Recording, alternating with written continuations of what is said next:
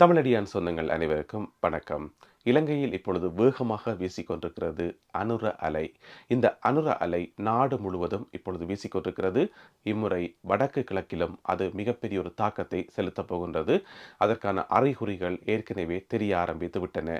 எனவே வடக்கு கிழக்கில் வீசுகின்ற இந்த அனுர அலையை தமிழ் கட்சிகள் எப்படி எதிர்கொள்ளப் போகின்றன, அதற்கு என்ன விதமான திட்டங்கள் வைத்திருக்கின்றன. ஏனென்று சொன்னால், ஒரு பக்கம் ஒரு பேச்சு அடிபடுது, வடக்கு கிழக்கில் தமிழ் பிரதிநிதித்துவத்தை நாங்கள் இழக்கக்கூடாது, அதாவது தமிழ் தேசிய கட்சிகளுடைய கைகளில் தான் வடக்கு கிழக்கு இருக்கணும், அவர்களுடைய பிரதிநிதிகள் தான் பாராளுமன்றத்துக்கு போகணும் என்று சொல்லி ஒரு கதை ஒன்று அடிபடுது. அதிலேயும் குறிப்பாக இப்போ திருகோணமலையிலேயும் அம்பாறையிலேயும் தமிழ் தேசிய கட்சிகளுடைய பிரதிநிதிகளே கிடையாதாம். சொல்லிக்கொள்ளக்கூடிய அளவுக்கு உருப்படியான ஒரு ஆக்கள் அங்கே இல்லவே இல்லையாம். எனவே அந்த 2 இடங்கள்லேயும் பிரதிநிதித்துவம் பறிபோறதுக்கான வாய்ப்புகள் நிறைய இருக்கு. எனவே அந்த இடத்துல தமிழ் கட்சிகள் கூடுதலான கவனத்தை செலுத்தணும் என்று சொல்லி இப்போ நிறைய குரல்கள் ஒலிக்க ஆரம்பிச்சிருக்குது. ஒரு சில பத்திரிகைகள் ஆசிரியர் தலையங்கம் எழுதியிருக்குது.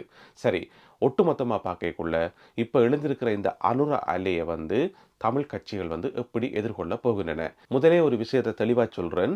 வடக்கு கிழக்கினுடைய பிரதிநிதித்துவம் தமிழ் தேசிய கட்சிகளுடைய கைகளில் இருக்கிறது நல்ல விஷயம்தான், வரவேற்கக்கூடிய விஷயம்தான், அவசியமானதுதான், அதில் மாற்று கருத்து இல்லை. ஆனால் இப்போ இருக்கிற கட்சியில் யார்கிட்ட அதை கொடுக்கறது, யார் அதுக்கு பொறுப்பெடுக்கிறது, யார் அதுக்கு தலைமை தாங்கிறதுன்னு கேட்டிங்கன்னு சொன்னால், அதுக்கான தகுதியில் யாராவது இருக்கணுமான்னு கேட்டால் கிடையவே கிடையாது. கடந்த 15 வருஷமாக அவையின் கையில் தான் மக்கள் தூக்கி கொடுத்தது. என்ன செய்தவே? ஒன்றுமே செய்யலை. எனவே வடக்கையும் கிழக்கையும் தக்க வைக்கிற தகுதி இப்போ இருக்கிற தமிழ் கட்சிகளுக்கு இருக்கான்னு கேட்டிங்கன்னு சொன்னால் அது கிடையவே கிடையாது. அதை பற்றி தான் கொஞ்சம் விரிவாக விளக்கமாக பார்க்க போகிறோம். எனவே அனுர அலைக்குள்ளே இவர்கள் மாட்டுப்பட்டு சிக்கிப்பட்டு சின்ன பின்னமாகி காணாமல் போக போகிறது உறுதி. இது என்னுடைய விருப்பத்தை நான் சொல்லலை. எது நடக்க போதோ அதை தான் நான் சொல்கிறேன். ஏன்னு சொன்னால், வடக்கு கிழக்கினுடைய பிரதிநிதித்துவத்தை தக்க வைக்கிறதுக்கான அந்த தகுதி இவைக்கு கிடையவே கிடையாது. எனவே வடக்கு கிழக்கில் தங்களை தக்க வைக்கிறதுக்கு, தங்களை நிலநிறுத்துறதுக்கு இவையில் 2 விதமான ஆயுதங்களை கையில் எடுத்திருக்கணும். அந்த 2 ஆயுதங்களில் முதலாவது ஆயுதம் இனவாதம். இனவாதம் இனவாதம் யார் கதைச்சாலும் பிள்ளதானே. சிங்களாக்கள் கதைச்சாலும் பிள்ளதான், தமிழாக்கள் நாங்கள் கதைச்சாலும் பிள்ளதான், யார் கதைச்சாலுமே பிள்ளதான். இனவாதம்ன்றது பிள்ளதான். ஆனால் எங்களுடைய தமிழ் அரசியல் கட்சிகளும், அவர்களுக்கு சார்பாக இருக்கக்கூடிய ஊடகங்கள், பத்திரிகைகள், அவர்களுக்கு சார்பாக எழுதக்கூடிய எழுத்தாளர்கள் எல்லாருமே இப்போ இனவாதத்தை கக்க ஆரம்பிச்சிருக்கணும். என்ன இனவாதம் என்று சொன்னால், ஜேவிபி என்ன செய்தது தெரியுமா, அந்த காலத்தில் என்ன நடந்தது தெரியுமா, அவர்கள் வடக்கு கிழக்க பிரித்தார்கள் என்று சொல்லி அந்த பழைய சம்பவங்களையே திரும்ப திரும்ப சொல்லி கொண்டிருக்கிறார்கள். இப்போ எங்களுக்கு நடந்த அநீதிகளை, அநியாயங்களை மறக்க சொல்லி நான் சொல்லல, அது வேற. அதுக்காக திரும்ப திரும்ப திரும்ப இனவாதத்தையே கக்கி கக்கி அதையே கதைச்சு கொண்டு வந்தோம் என்று சொன்னால் அது வேலைக்காகாது. அது ஒரு நல்ல திசை நோக்கி எங்களை கொண்டு போகாது. இப்போ 2 தரப்பும் தங்களுக்குள்ள நடந்த அநீதியான விஷயங்களை, நெகட்டிவான விஷயங்களை மறந்துட்டு அடுத்த கட்ட நோக்கி நகர்ந்தால் மட்டும்தான் ஒரு சமாதானத்தை கொண்டு வர முடியும். எனவே சிங்களாக்கள் தமிழாக்களை பற்றி இனவாதம் கதைச்சா எங்களுக்கு கோவம் பெறுதானே, அதே மாதிரி தான் நாங்கள் இனவாதம் கதைச்சாலும் அவைக்கு கோவம் பெறும், அவைக்கு அது பிடிக்காம இருக்கும். எனவே இனவாதம்ன்றது யார் கதைச்சாலுமே பிள்ளைதான். அதே நேரம் கடந்த காலங்களில் நடந்த அநியாயங்களை மறக்க சொல்லி நான் சொல்லல. அதுக்கு எல்லாமே நீதி கிடைக்கணும், சரியான நீதி கிடைக்கணும், அதில் மாற்று கருத்து இல்லை. ஆனால் அதை தங்களுடைய அரசியல் தேவைக்காக, வாக்கு பெறுறதுக்காக, தங்களுடைய இருப்புக்காக பொறுத்த நேரம் பார்த்து அதை பயன்படுத்துறதான் பிழை. மற்ற நேரங்களெல்லாம் பயன்படுத்த மாட்டோமாம், இந்த நேரங்களில் தான் பயன்படுத்திடுவாம். இப்போ இவியல் கேட்கினம், ஜேவிபி என்ன செய்தது தெரியுமா, அது வடக்கையும் கிழக்கையும் பிரித்த கட்சி தானே, அதுக்கு போய் எப்படி வாக்களிக்கிறேன்னு சொல்லினோம்.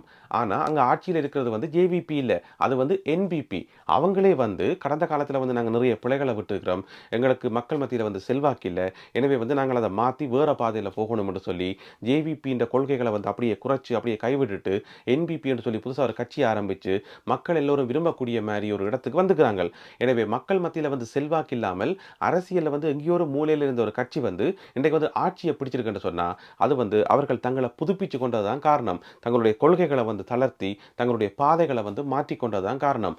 இதே மாதிரியான சம்பவங்கள் உலகத்தில் நிறைய இடங்களில் நடக்குது, நிறைய நாடுகளில் நடக்குது.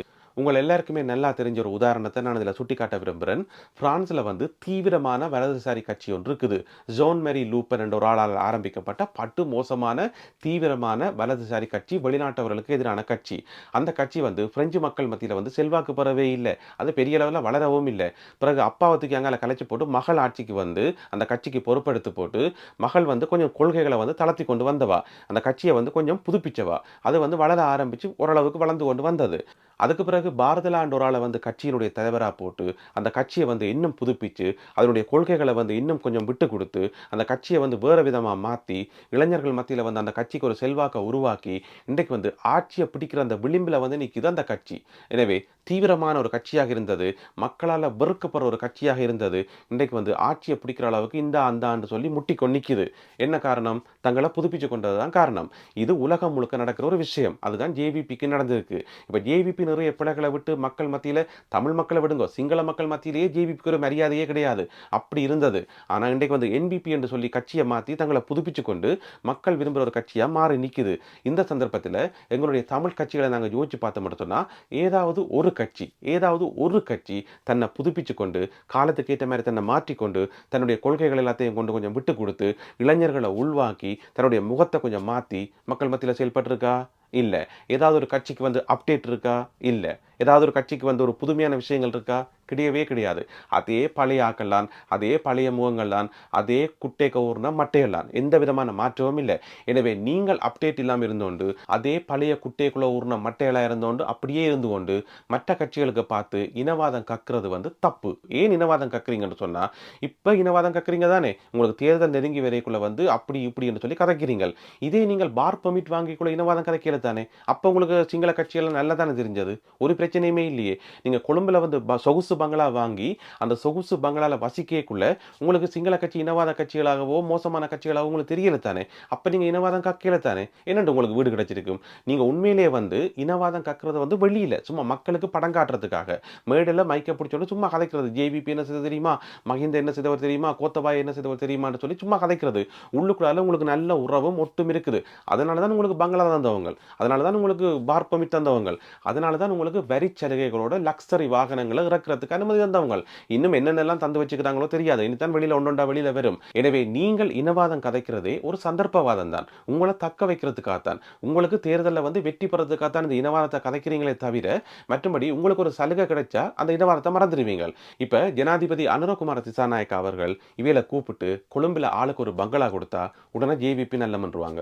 உடனே என்பிபி நல்லமன்று சொல்லிடுவோம். உடனே அவைக்கு எந்த விதமான பிரச்சனையுமே கிடையாது. உடனே எல்லாமே செட்டில் ஆகி சந்தோஷமா இருந்துவினோம். ஏன்னு சொன்னா அவையோட தேவையெல்லாம் பூர்த்தி ஆயிட்டு தானே.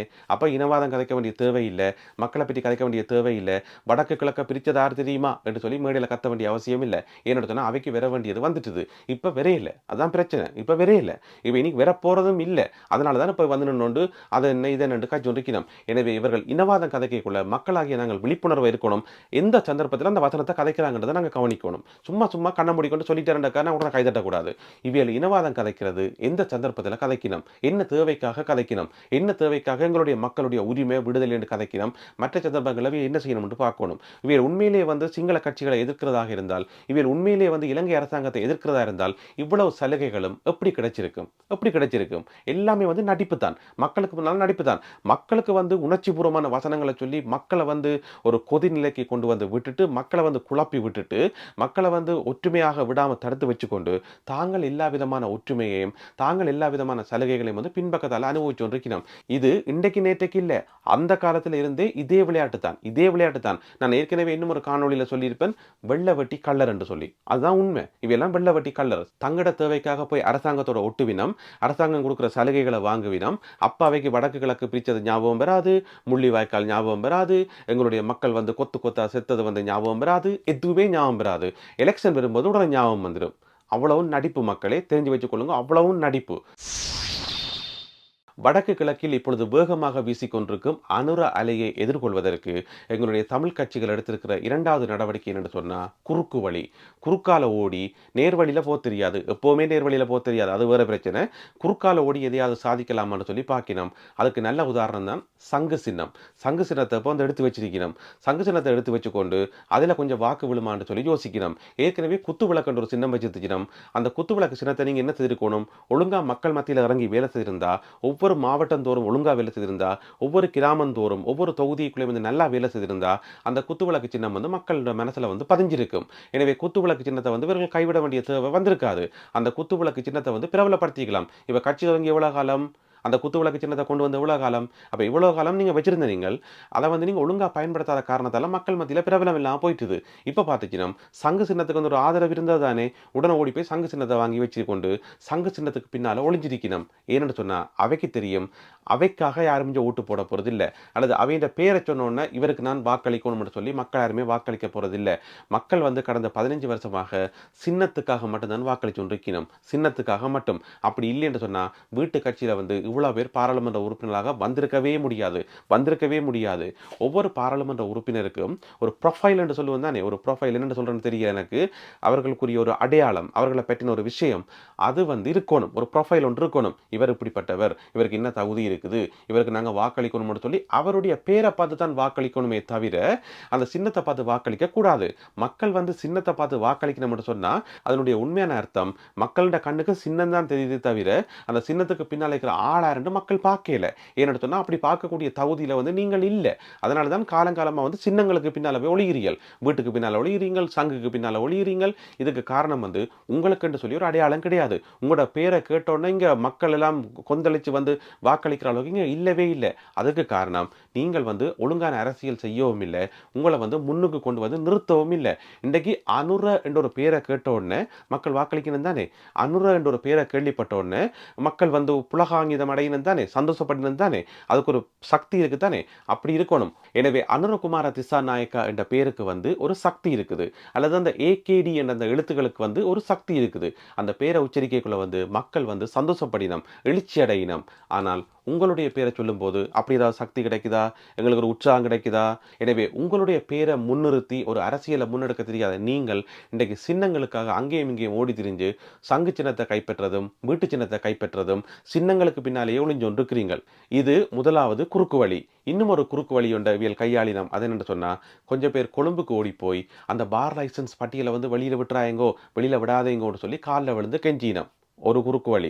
அதுக்கு இன்னும் கொஞ்சம் பேர் ஓடி போய் அந்த பார் லைசன்ஸை வெளியில் விடுங்கோன்னு சொல்லி, ஏன் கொஞ்சம் பேர் வந்து பட்டியலை வெளியில் விட வேண்டாம் என்று கெஞ்சினம், ஏன் கொஞ்சம் பேர் வந்து பட்டியலை வெளியில் விடுங்கோன்னு கெஞ்சினம் என்று சொன்னால் அதில் வந்து மக்களுக்குரிய நன்மை ஏதாவது இருக்கான்னு பார்த்தா கிடையாது. இவர் அவரை விழுத்துறதுக்கும் அவர் இவரை விழுத்துறதுக்கும் தான் இந்த குறுக்கு வழியை வந்து கையாளினம். எனவே வந்து சின்னங்களுக்கு பின்னால் ஒழியினம், கொழும்புல போய் காலில் விழுந்து கெஞ்சினம், இந்த மாதிரியான குறுக்கு வழிகளை மேற்கொண்டு தங்களுக்கு ஏதாவது கிடைக்குமான்னு சொல்லி பார்க்கினோம். இந்த அனுர அலையை வந்து எதிர்கொள்ளலாமான்னு சொல்லி பார்க்கினோம். எனவே இந்த அனுர அலையை எதிர்கொள்றதுக்கு எங்களுடைய தமிழ் கட்சிகள் இன்னும் என்னென்ன தில்லாலங்கடி வேலையெல்லாம் செய்ய போயினோம்ன்றதை நாங்கள் பொறுத்திருந்து பார்ப்போம். ஒழுங்காக ஆரம்பத்திலேருந்து மக்களுக்கான அரசியலை வந்து ஒழுங்காக முன்னெடுத்திருந்தா இவ்வளவு பதட்டமாகி, இவ்வளவு டென்ஷன் ஆகி, இவ்வளவு குறுக்கால மக்களை மூட வேண்டிய அவசியம் இல்லை. எனவே எல்லாத்தையும் கைவிட்டுட்டு இப்போ கடைசி நேரத்தில் ஓடி திரிகிறீங்க, நல்லா ஓடி திரியுங்க, ஒரு பிரச்சனையுமே இல்லை. கீரை கடைக்கும் ஒரு எதிர்க்கடை வேணும் என்று சொல்லுவீனம், அதுதான் உண்மை. பொறுத்திருந்து பார்ப்போம் என்ன நடக்க போகுதுன்னு சொல்லி.